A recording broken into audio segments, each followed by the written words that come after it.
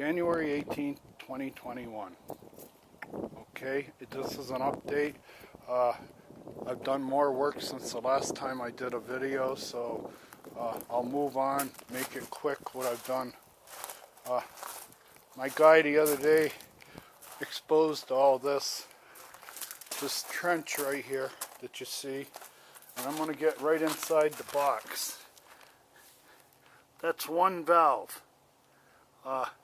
coming out, and where that plastic bag is, there was a screw-in adapter that you could push a 1/2 inch plastic line into. I unscrewed, I cut the line, I unscrewed it, went to Lowe's, and I've got everything I need to run a PVC line now from here. I have to come out about 18 inches and take a left turn and follow the ditch all the way down. And I want to make it all the way down to the property line, which is about, well, I would say it's 115 feet away. Between 90 and 115 feet away is that property line. And I have a lot of, I'll show you. No, I can't show you. The garage isn't open. But anyway, I'm going to spend the next couple hours or next hour trying to clean up this ditch and make it deeper and wider and straighter. Okay, straighten it out, deepen it, and widen it. And I'll show you what it's Martin Luther King Day. Okay, the Monday holiday of Martin Luther King Day. And I thought there'd be more golfers today since it's a holiday, but it's kind of sparse. Now, here's what we're looking at. I cut the old pipe where we were just at. Back there at that far cone is where I just started. And I'd say that's at least 60 feet away. 50, 60 feet away to here. And I cut the old pipe out. I had a bunch of, the guy had beat it up pretty good getting it out. There was 2 or 3 breaks in it, so I just cut it here. Here's my challenge. The new pipe has to be split there, and you can see the builder special. The builder did this when I had the contractor put in landscaping. They did this. They dug that ditch and that line. I should have left it alone. It looked like it was really well protected.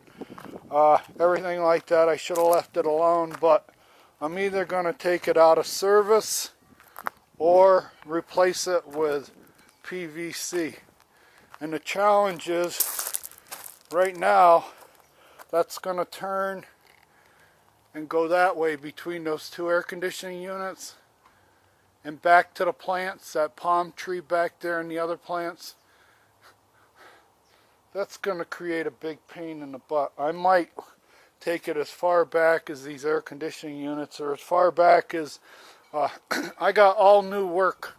Where you see that tamper sitting on that terracotta, everything is new to there. From the street to there is new. And then from where that rake is right there, across, all this has to be all come out. Well, when I follow this line and I get to the end of it here, I might just transition it from the PVC into the, and leave it alone and pray for the best. Okay? But here's what I got going. I'm over here at the fort. I'll take you over to my fort. Mount Seward, whatever you want to call it.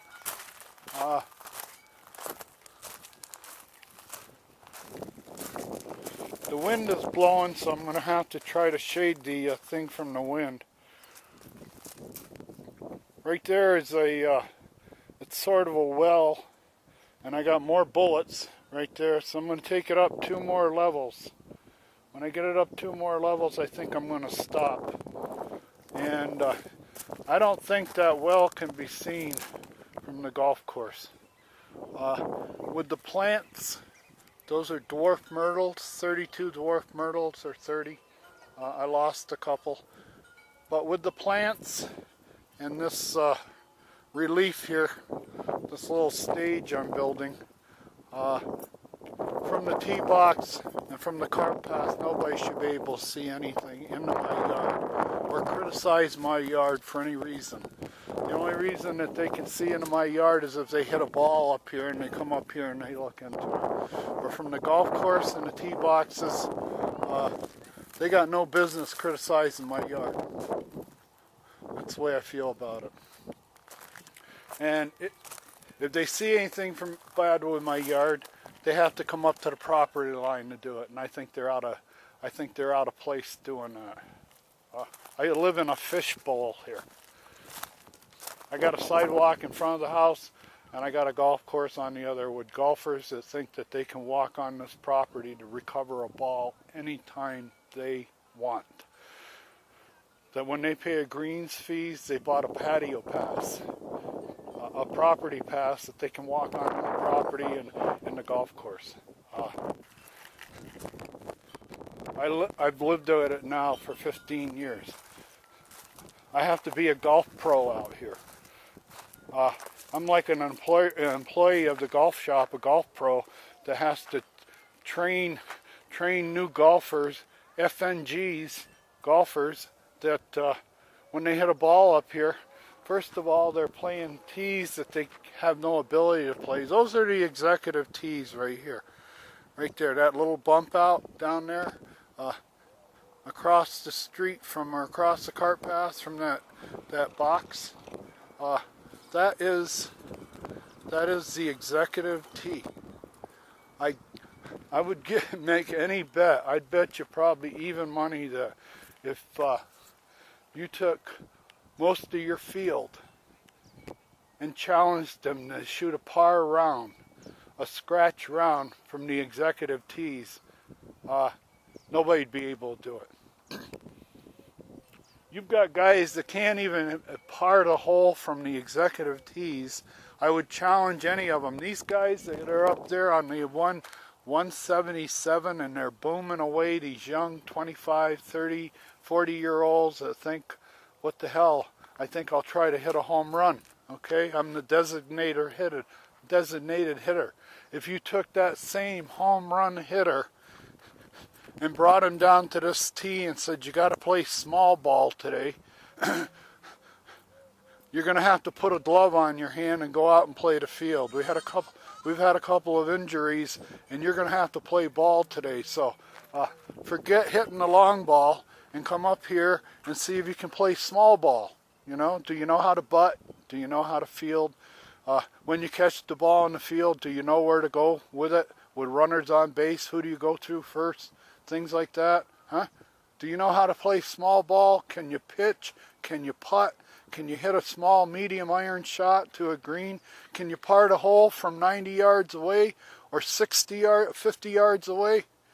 Can you par that hole from 50 yards away? I challenge you, because I see it all day. I see it all day. I watch it all day. I see these young bucks get up there and they're booming away, hitting 4 or 5 balls apiece. I swear, at least 2. And you know the FNGs, because they're the ones that walk up there with 1 ball. They hit the first ball in the lake, and then they have to walk back to the cart, get another ball, and get up there and hit a second one. FNGs.